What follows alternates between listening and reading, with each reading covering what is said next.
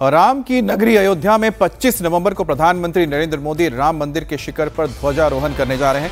इस मौके पर राम मंदिर परिसर में 20 नवंबर से भव्य अनुष्ठान जारी है। वैदिक आचार्यों के द्वारा दिव्य अनुष्ठान किया जा रहा है। आज अनुष्ठान का तीसरा दिन है। वहीं ध्वजारोहण महोत्सव को लेकर अयोध्या नगरी को त्रेता युग की अयोध्या की तरह सजाया जा रहा है। कोलकाता, बेंगलुरु और दिल्ली से फूलों को मंगवाया गया है। साथ ही रंग बिरंगी लाइट से पूरे शहर को रोशन किया गया है। ध्वजारोहण महोत्सव को देखते हुए अयोध्या प्रशासन ने कई पॉइंट्स पर ट्रैफिक को डाइवर्ट किया है। साथ ही आज से लेकर 26 नवंबर तक अयोध्या में जो हेवी व्हीकल्स हैं उनकी एंट्री पर रोक लगा दी गई है।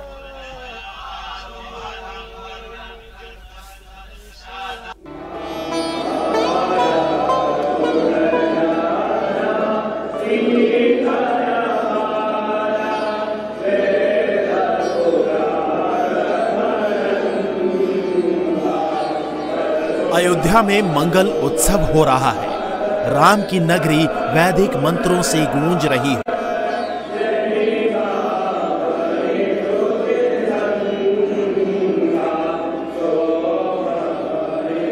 राम नगरी अयोध्या एक बार फिर से त्रेता युग की तरह जगमगा उठी है।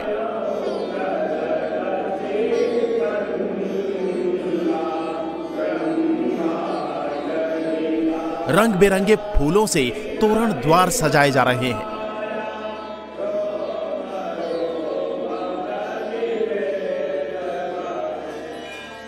बीस नवंबर से अयोध्या में ध्वजारोहण का 5 दिवसीय कार्यक्रम शुरू हो चुका है। आज तीसरे दिन भी विधि विधान से धार्मिक अनुष्ठान जारी रहेगा। पहले 2 दिन गणपति पूजन, पंचांग पूजन, षोडश मातृका पूजन के बाद मंडप प्रवेश पूजन कराया गया। 20 नवंबर को सरयू के पवित्र जल के साथ कलश यात्रा से ध्वजारोहण के धार्मिक अनुष्ठान की शुरुआत हुई। 21 नवंबर को सुबह राम मंदिर की यज्ञशाला में अनुष्ठान शुरू हुआ।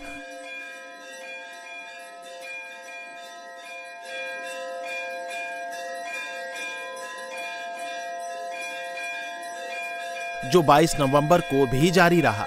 आज भी राम मंदिर के ट्रस्टी डॉक्टर अनिल मिश्रा की अगुवाई में यज्ञशाला में अनुष्ठान जारी रहेगा। कल यानी 24 नवंबर को यज्ञशाला में धार्मिक अनुष्ठान पूर्ण होगा। उसके बाद 25 नवंबर को सुबह सुबह हवन पूजन और ध्वज का पूजन होगा। फिर उसी दिन सुबह 11:58 से दोपहर 12:30 के बीच पीएम मोदी ध्वजारोहण करेंगे। यानी अब वो मंगल घड़ी आने वाली है जब 25 नवंबर को अभिजीत मुहूर्त में देश के प्रधानमंत्री नरेंद्र मोदी राम मंदिर के शिखर पर केसरिया धर्म ध्वजा फहराएंगे। इसके यशस्वी प्रधानमंत्री जी को, जिनका संकल्प था कि अयोध्या में दिव्य भव्य भगवान श्री राम का मंदिर बना करके हम सनातन धर्मावलंबियों को सौंप देंगे, वो घड़ी पूर्ण हुई और 25 तारीख को देश के यशस्वी प्रधानमंत्री जी भगवान श्री राम के मंदिर पर ध्वजारोहण करके सनातन धर्मावलंबियों को मंदिर सौंपेंगे। यह हम सबके लिए गौरव के क्षण हैं। भव्य ध्वजारोहण समारोह से पहले अयोध्या पूरे वैदिक और रामायण कालीन वैभव में ढल चुकी है।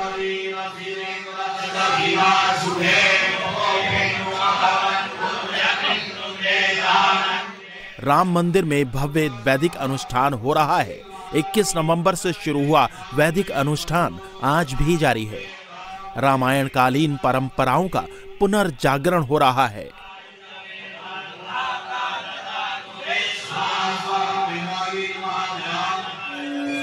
ध्वजारोहण महोत्सव के यजमान राम जन्मभूमि तीर्थ क्षेत्र ट्रस्ट के ट्रस्टी डॉक्टर अनिल मिश्रा अपनी पत्नी के साथ पूजन कर रहे हैं।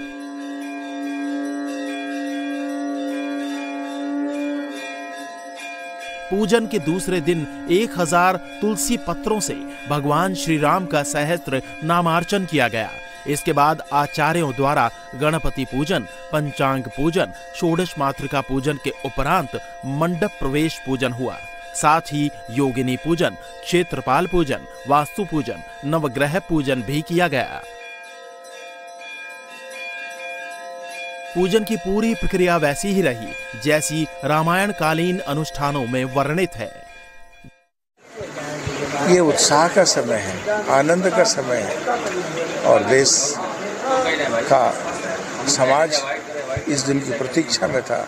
निश्चित रूप से हर मंदिर उस दिन उत्सव मनाएगा, अपना ध्वज भी बदलेगा और वहाँ उत्सव के रूप में वो दिवस होगा। प्रातःकाल 11 बजे से लेकर के 1:30 बजे तक श्री राम जन्मभूमि परिसर में संपन्न होगा, जिसमें भारत के प्रधानमंत्री माननीय नरेंद्र भाई मोदी जी, राष्ट्रीय स्वयंसेवक संघ के सरसंघचालक माननीय डॉक्टर मोहन भागवत जी, उत्तर प्रदेश मुख्यमंत्री पूजनीय योगी आदित्यनाथ जी और राज्यपाल महोदय उपस्थित रहने वाले।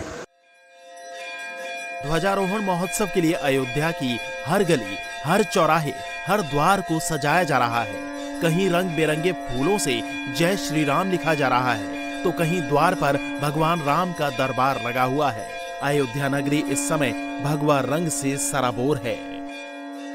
राम की नगरी को सजाने के लिए कोलकाता, बेंगलुरु और दिल्ली से फूल मंगाए गए हैं। शनिवार को यूपी कैबिनेट के कैबिनेट मंत्री दिनेश प्रताप सिंह अयोध्या पहुंचे और राम मंदिर परिसर में महोत्सव को लेकर हो रही तैयारियों का जायजा लिया। भगवान श्री राम के मंदिर की शोभा फूलों से कैसे बढ़ सकती है, पेड़ों से कैसे बढ़ सकती है, मैं उद्यान विभाग के मंत्री के रूप में वो देखने आया था। हमारे सारे अधिकारी लगे हैं। भगवान श्री राम के मंदिर का हर कोना फूलों से सुगंधित हो जाए, ऐसा हम लोगों का प्रयास है। वह दिव्य भव्य मंदिर का ध्वजारोहण समारोह बहुत दिन तक जाना जाए। कलकत्ता से, बेंगलोर से, दिल्ली से ही हमने फूल मंगाए हैं, गमले मंगाए हैं, यहाँ की व्यवस्था बेहतर बनाने के लिए। रात के वक्त अयोध्या नगरी दूधिया रोशनी में नहा रही है। रंग बिरंगी लाइटों से राम की नगरी और भी अलौकिक दिख रही है।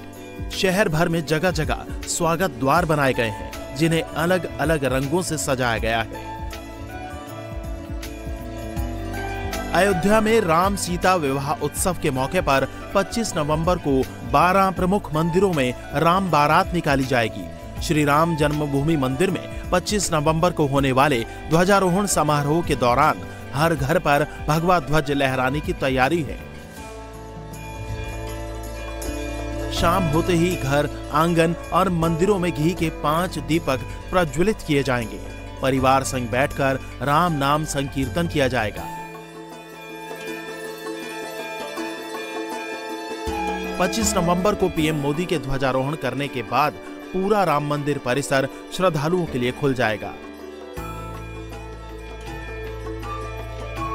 अयोध्या आने वाले श्रद्धालु यहां सभी देवी देवताओं के दर्शन कर सकेंगे। इसके साथ ही पूरे तीर्थ क्षेत्र को भी देख सकेंगे।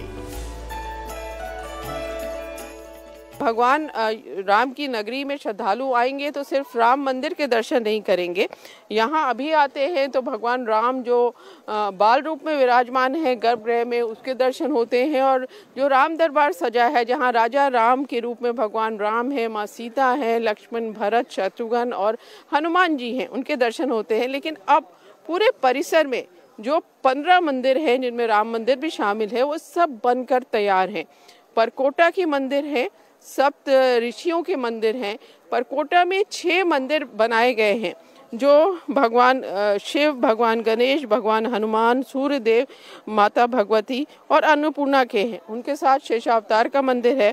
और उसके बाद जब आप सप्त मंडप में जाएंगे तो महर्षि वाल्मीकि, महर्षि वशिष्ठ, विश्वामित्र, महर्षि अगस्त्य, निषाद राज शबरी और ऋषि पत्नी अहिल्या के मंदिर हैं।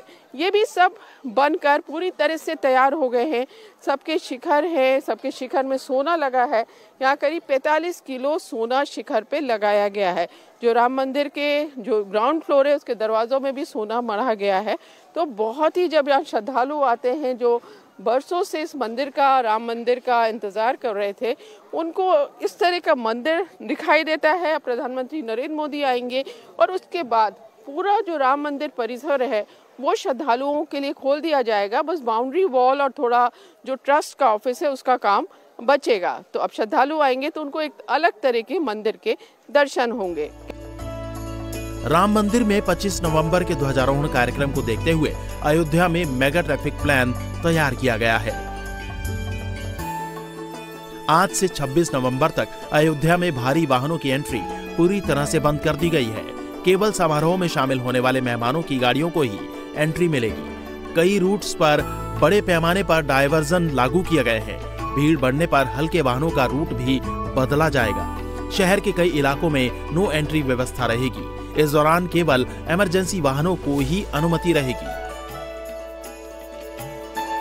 इसके साथ ही दूसरे जिलों से अयोध्या जाने वाले रास्तों पर भी ट्रैफिक को डाइवर्ट किया गया है।